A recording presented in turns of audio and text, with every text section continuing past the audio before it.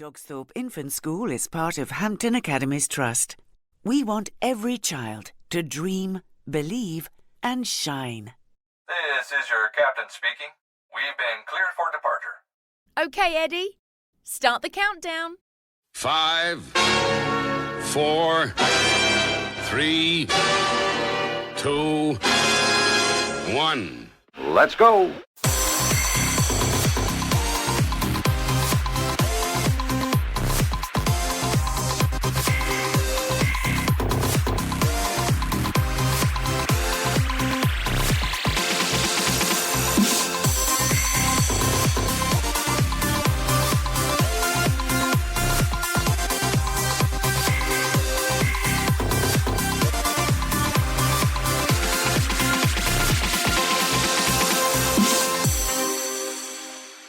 This podcast is brought to you by Eddie Edster, the Dogsthorpe Infant School Wellbeing Dog. Here we go again, folks. It's the Dogsthorpe Infant School podcast for parents, teachers and schools. I've got Eddie with me. It's Eddie's Launchpads. That's the title of the podcast. He's sitting here with me. Well, no, folks, he's fast asleep. He's always doing that. Now, I'm going to take you back, listeners. For those of you, there was a few of you who were listening to our podcast 4 years ago when we first started, and I can't remember which episode it was. You can always go back. All of them are available online through our website, which is dogsthorpeinfants.org. You can then go back through all of the episodes and you'll be able to find the guest who is on the show today, because she's a returning guest. Lovely to talk to her again. It's Jude Lennon. Welcome to the show, Jude. Oh, thanks so much for having me back. It's great to be visiting again. Indeed it is. It's wonderful. And are you still in Liverpool? I certainly am, yes. Ah, where we are, you see. We're in Liverpool today, folks. Liverpool. Lovely. Well, it's great that you're with us. Now, you're a prolific author. You've written lots of resources for children of all different age ranges, and a little bird tells me that you've got a new book out that's not necessarily for children.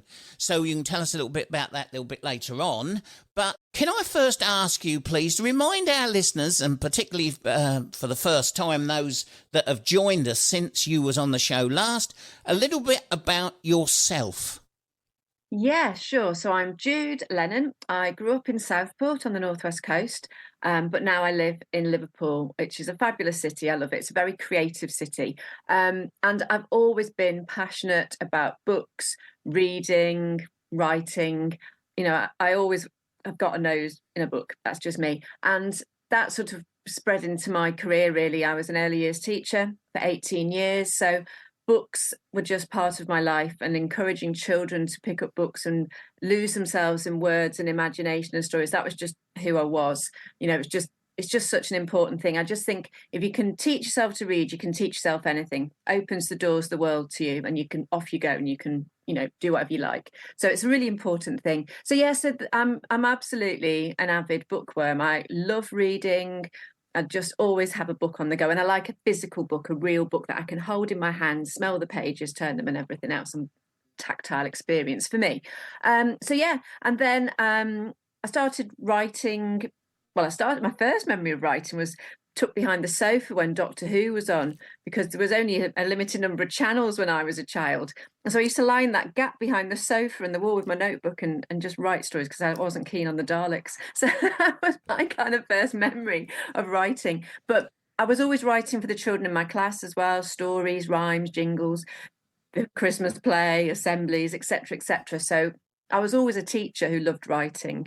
And then when I came out of teaching, I became an author who loves storytelling. So I'm still very much involved in schools. I go into schools a lot and do author visits, creative writing workshops, storytelling sessions. I do lots of community events. So I recently did some stories for the VE Day celebrations, and researched some stories from people who were actually there at the time, who are still alive and have given us their memories. So yeah, that was a really exciting thing. So words, books, stories, they're all just part of who I am. Live it, breathe it. It always amazes me when I meet people like yourself who seem to pluck stories out of out of nowhere. You know, sometimes, and for those of you who listen who struggle with perhaps you're writing a book at the moment, or you're trying to battle your way through a story, whatever age you're listening to this podcast, we all struggle.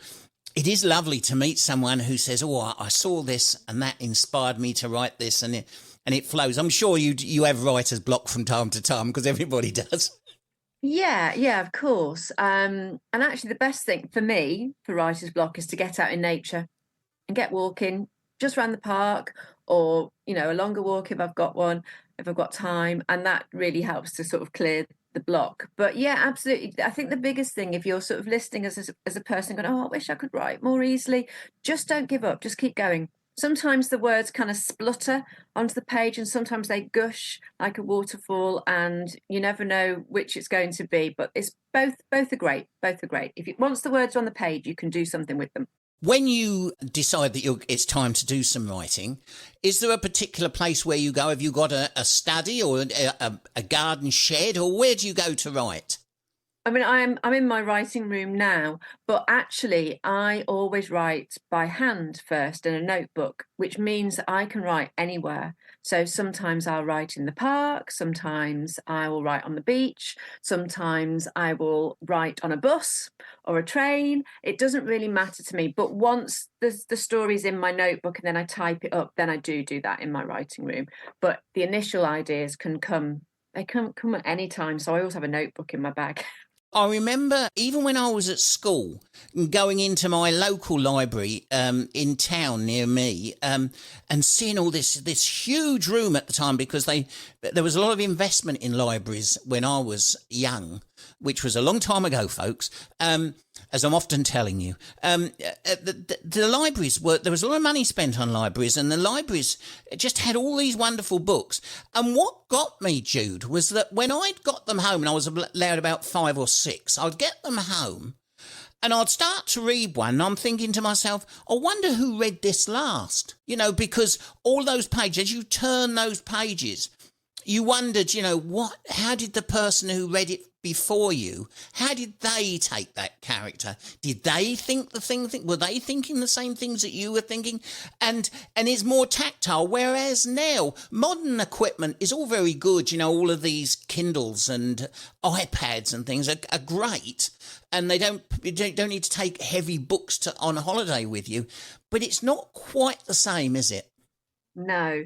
And I don't even own a Kindle, actually. I'm still, if I go on holiday, I'll tend to do a book swap, whatever's there. So I'm still very much a paper book and paper notebook, but, you know, great for people who love Kindles and gives them access to books. Brilliant. You know, go for it. However you get your books. Absolutely.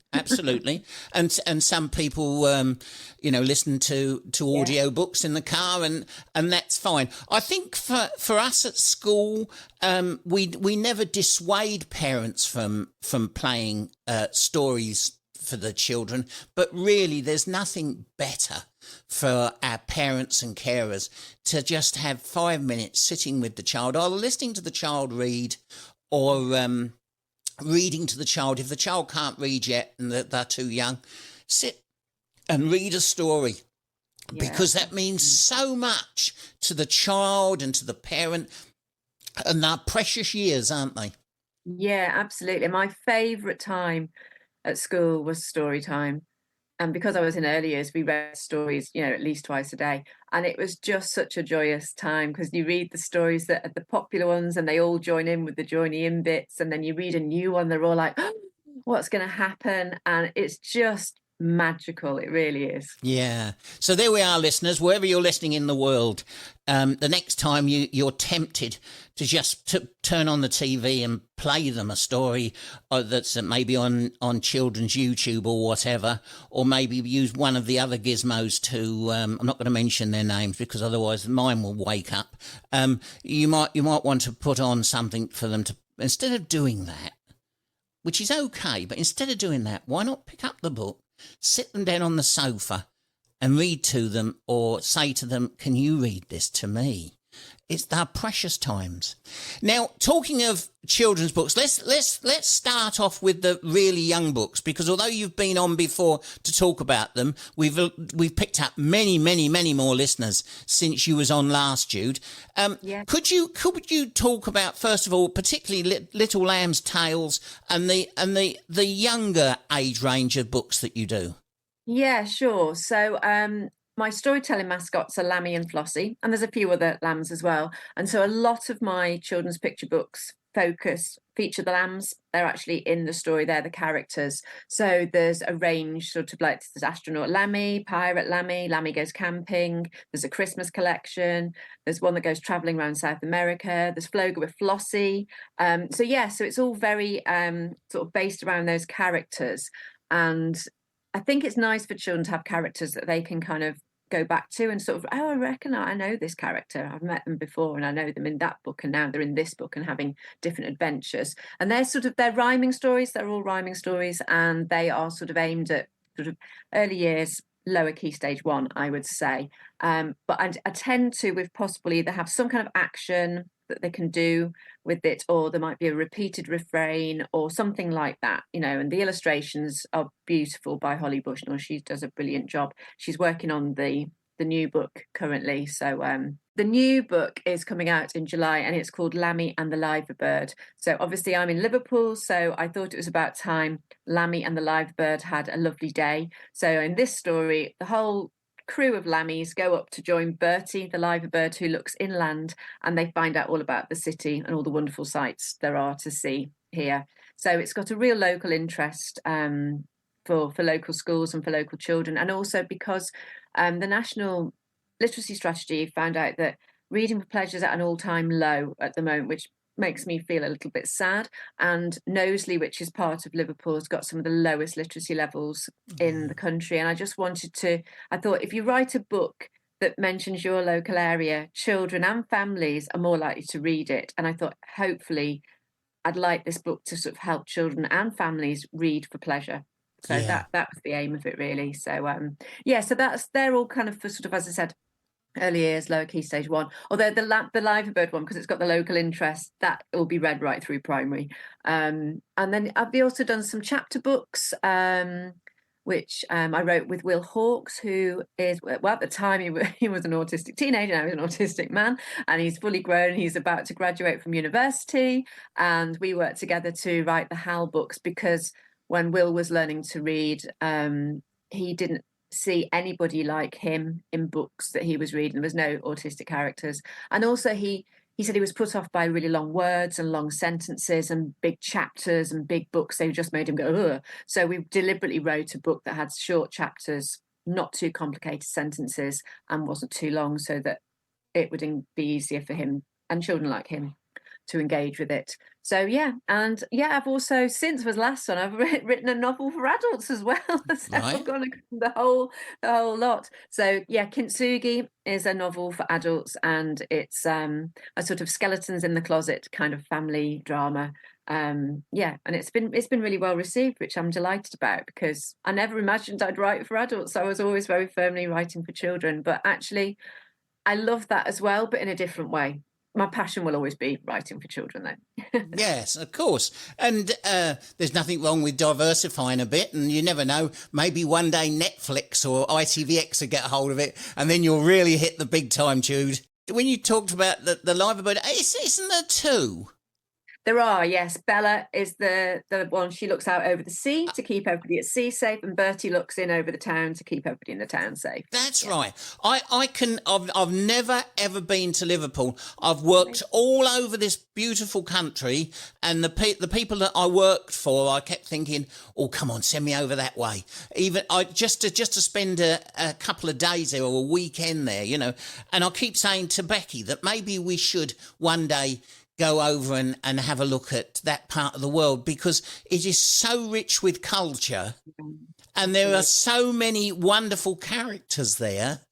It's just, and people talk so highly of it that I thought, we must get there. Maybe I could do what my idea will be, to get over into that area and maybe do Blackpool and Liverpool in that you know, in that same holiday. What a wonderful thing. Something for me to think about and to save up for.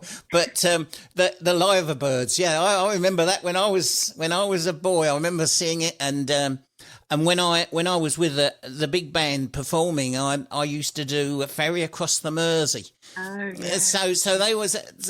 I've got lots of connections with Liverpool, so it's wonderful, and it's great that you've included the bird, because that's a part of the city of Liverpool and the culture that, you know, all generations will connect with that, won't they? Yeah, very much. I mean, the Liver Birds are such a visual representation of the city. I mean, one of the football clubs, obviously, it's their logo, but you can't go anywhere in this city without seeing Liver Birds, hearing Liver Birds. They are so iconic. They really are. And yeah, and I think, you know, as a city, we're very proud of them, and we're proud that they're looking over us and keeping us, you know, safe in their watch. So yeah, so it just seemed the right thing to do to involve them.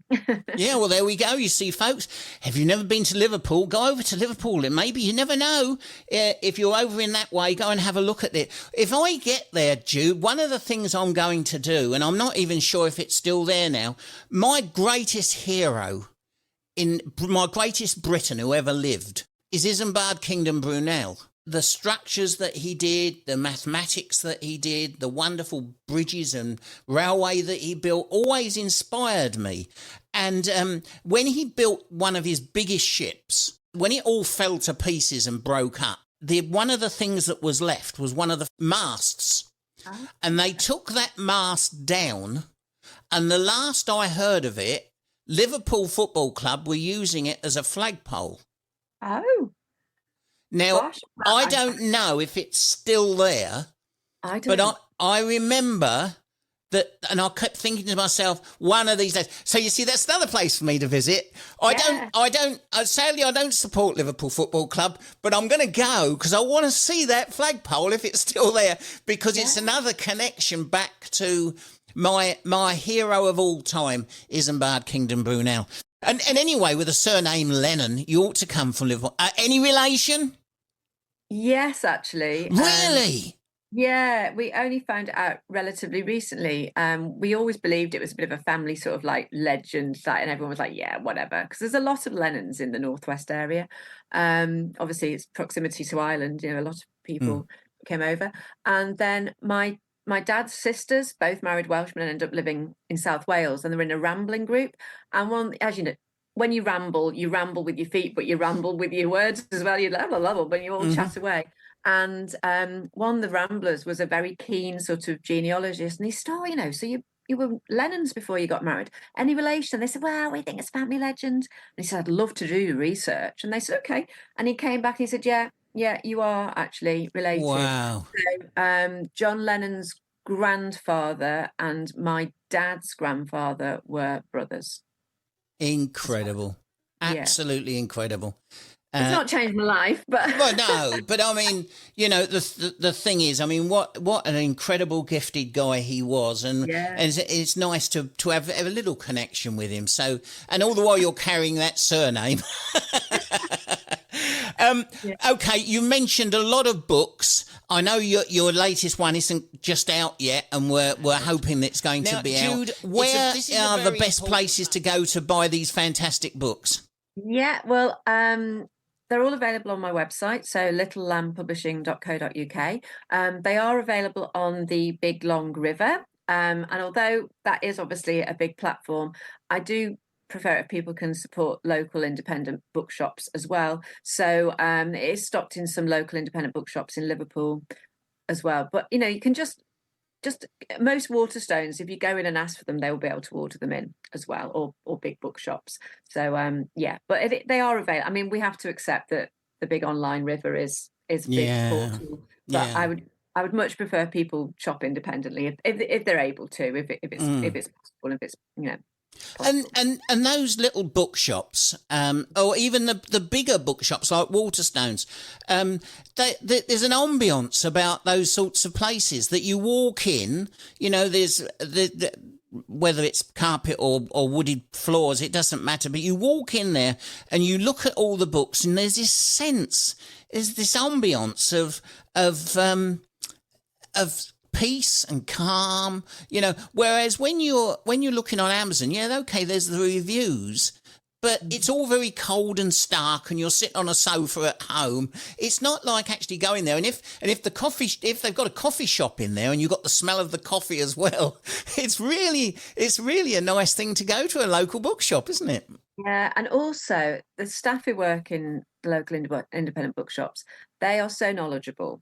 You know, there's Bob Stone in Right Blend, who's local to me here, and he is what we call affectionately the book wizard, because, you know, he would suggest books for you if you say, well, I like this author, who else have you got? And also he's a big champion of independent authors, so you might find a book or an author who we wouldn't normally find on the bookshelves of a bigger bookshop, and he'll be able to sort of direct you, oh, I think you'd really enjoy this, or I think you'd like this. And his knowledge is phenomenal, absolutely phenomenal. Yeah, so they're little gems, our little bookshops. They really are. Absolutely. You should cherish them. Yeah, absolutely.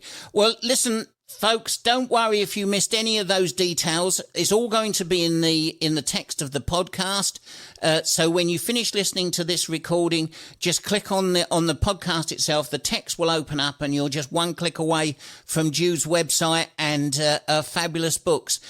Jude, thank you for your time today. When you get new books out, you know, don't be a stranger. Just because you've been on twice, you know, there's no limit. We're always happy to have you back on and to see old friends. And when I say old friends, I mean that in a very, very friendliest way possible. I know. I can't say anything. I'm an old dinosaur. No, thank you, Dave. It's always a pleasure. You know, I've had such a lovely time to chat with you, and it's just, I think it's so great that you've did this podcast to sort of really spread the word about the joy and the importance of books, because they really are. They're little pieces of magic. You know? Absolutely. Okay, folks, we'll be back next week with another author, and stay close to those launch pads. You have been listening to the Dogsthorpe Infant School podcast. Join Captain Dave and his co-pilot Eddie Edster, the well-being dog, on another Launchpad soon. Until then, always remember to be kind, be respectful, and most of all, dream, believe, and shine.